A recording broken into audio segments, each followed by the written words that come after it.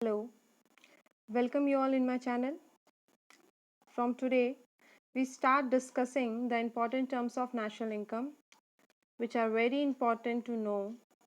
And today we discuss the difference between factor income and transfer income. हम लोग national income के important terms को discuss करना शुरू करेंगे। आज की वीडियो में हम नेशनल इनकम और ट्रांसफ़र इनकम को डिस्कस करेंगे। This video is very beneficial for you क्योंकि आपको इसमें शॉर्ट नोट्स मिल जाएंगे पीपीटी के फॉर्म में, जो आसानी से आपको इस पेंडेमिक की कंडीशन में स्टडी करने में हेल्प करेंगे। So let's start. Factor income, it refers to the income received by the factor of production for rendering their factor services in the process of production. देखिए फैक्टर इनकम क्या है। Factor का मतलब क्या होता है? देखिए फैक्टर का मतलब होता है जो प्रोडक्शन प्रोसेस में आपको हेल्प करे, जो भी फैक्टर्स लगते हैं। चलिए पहले हम उन फैक्टर्स को देख लेते हैं कि क्या क्या फैक्टर्स लगते हैं हमको प्रोडक्शन प्रोसेस में। ये land, labour, capital, enterprise. Enterprise को हम एंटरप्रेन्योर के नाम से भी जानते हैं, एंटरप्रेन्योरशिप। इन सब के बारे में आप लोगों ने बहुत पहले से पढ़ा है। हम इसको एक एक करके डिस्कस भी कर लेते हैं। लैंड क्या होता है? ज़मीन। देखिए आपको किसी भी बिजनेस को करने के लिए एक जगह की ज़रूरत होती है और वो जगह आपको लैंड प्रोवाइड करती है। तो लैंड आपका सबसे बड़ा रिसोर्स है जो आपको चाहिए किसी भी बिजनेस को करने के लिए। फिर है लेबर। लेबर ह्यूमन रिसोर्स बहुत ज़्यादा इम्पॉर्टेंट है। लेबर का मतलब यहाँ पे सिर्फ एक कोई मज़दूर से नहीं है। हर वो आदमी जो अपना कुछ ना कुछ अपना कंट्रीब्यूशन दे रहा है प्रोडक्शन प्रोसेस में, वो लेबर में आता है। तो बिना लेबर के तो कोई मशीन भी नहीं चल सकती। तो labour are very essential for production process. फिर कैपिटल, बिजनेस को लगाने के लिए आपको इन्वेस्टमेंट की ज़रूरत है, आपको पैसे की ज़रूरत है। तो वो कैपिटल आपके लिए बहुत ज़्यादा बेनिफिशियल है।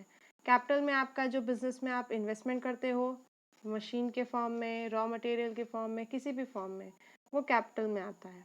और एंटरप्राइज का मतलब है वो एबिलिटी, वो कैलकुलेटेड रिस्क जो एक पर्सन लेता है अपने बिजनेस को चलाने के लिए, वो आपका एंटरप्राइज में आता है या एंटरप्रेन्योरशिप में आता है। एंटरप्रेन्योरशिप का मतलब ये होता है कि जब कोई पर्सन किसी न्यू आइडिया के साथ कोई इनोवेशन करता है और कैलकुलेटेड रिस्क लेता है, उसे हम कहते हैं एंटरप्रेन्योरशिप। देखिए कैलकुलेटेड रिस्क पे मैं इसलिए इतना ज़्यादा फोकस कर रही हूँ क्योंकि कई लोग इसको रिस्क लिख देते हैं। रिस्क का मतलब ये होता है कि कुछ भी रिस्क ले लेना।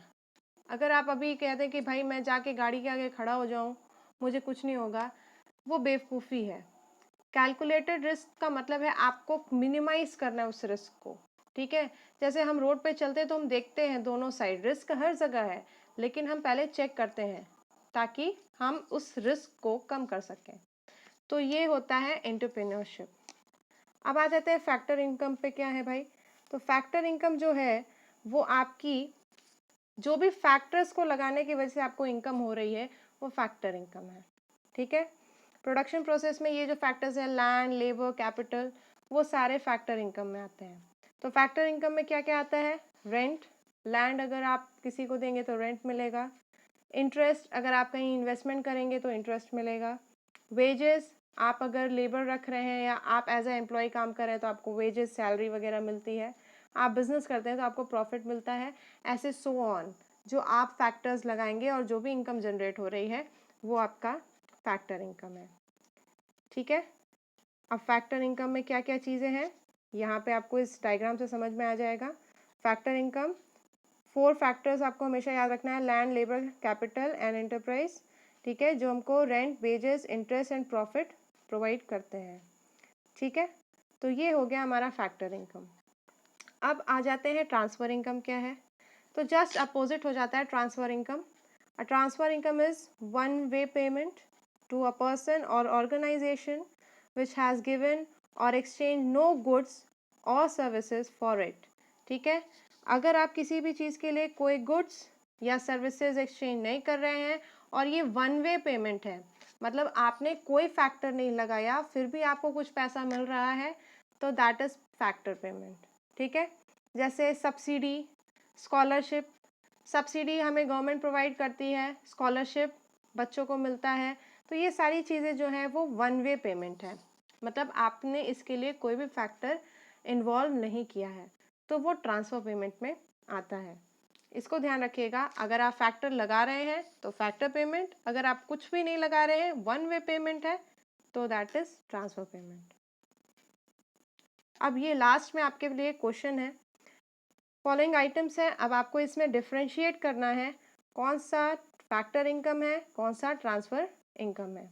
ये आज का आपका होमवर्क है, इसको कंप्लीट करके आप मुझे कमेंट में बताइए, और जो मेरे स्टूडेंट्स हैं जो मुझसे कनेक्टेड हैं वो मुझे ग्रुप में आंसर सेंड करेंगे।